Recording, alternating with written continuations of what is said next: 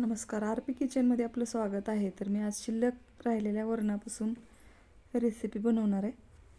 तर इथं मी गव्हाचं पीठ घेतलेलं आहे 1 कप भरून, कोथिंबीर, हळद घेतली, लाल तिखट आणि लसूण घेतलेलं आहे आणि शिल्लक राहिलेलं वरण घेतलेलं आहे. चवीनुसार मीठ टाकायचे, 1 चमचा तीळ टाकायचे आणि इथं मी ज्वारीचे पीठ घेतलेलं आहे अर्धा कप आणि इथं पत्ताकोबी बारीक कट करून घेतलेले आहे.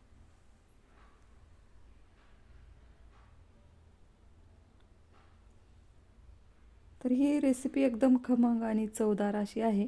एकदा नक्की बनवून बघा.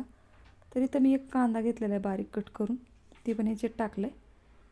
अर्धा चमचा ओवा घेतलेला आहे, ते अशा पद्धतीनं हातावर चोळून टाकायचं आहे. धने जिरे पावडर टाकलेलं आहे अर्धा चमचा आणि आता हे सर्व मिक्स करून घ्यायचे. तर मी ह्याच्यामध्ये बेसन पीठ टाकलेलं नाही, कारण वरण मूग डाळीचं असल्यामुळं. आता हे छान असं घट्ट पीठ मळून घ्यायचं आहे.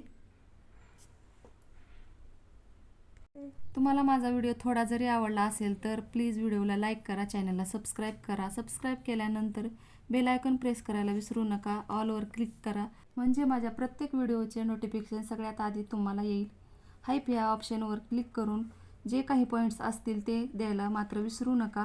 तुमचे 1 लाईक 1 सबस्क्राईब आणि या हाईपचे पॉईंट माझ्यासाठी खूप महत्त्वाचे आहेत. आणि छानशी कमेंट करा. चला रेसिपीकडे वळूया. आता इथे एकदम छान असं घट्ट पीठ मळून झालेलं आहे, बघू शकता.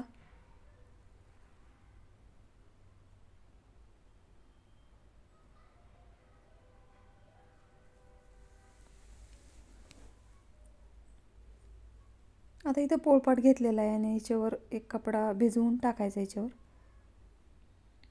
तर इथं मी पीठ घेतलेलं आहे 1 चपातीच्या अंदाजे आणि ह्याच्यावर कपड्यावर असं छान असं थापून घ्यायचे. 2-3 वेज पाडायचे, तर इथे मी 5 वेज पाडणार आहे, मध्यभागी 1 आणि बाजूनी 4. आणि आता तव्याला तेल लावून घेतलेलं आहे किंवा बटर लावलं तरी चालते. आता ह्याच्यावर थालीपीठ एकदम छान खमंग असे भाजून घ्यायचे. तर सगळीकडे तेल लावून घेतलेलं आहे मी आणि खालचा भाग छान असा पचल्यावरच असं पलटायचे.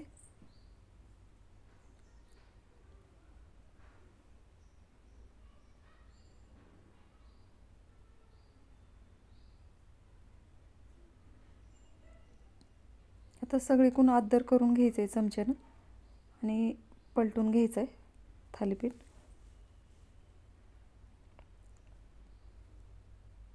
मध्यम गॅसवर दोन्ही बाजूने एकदम छान असं खमंग भाजून घ्यायचे.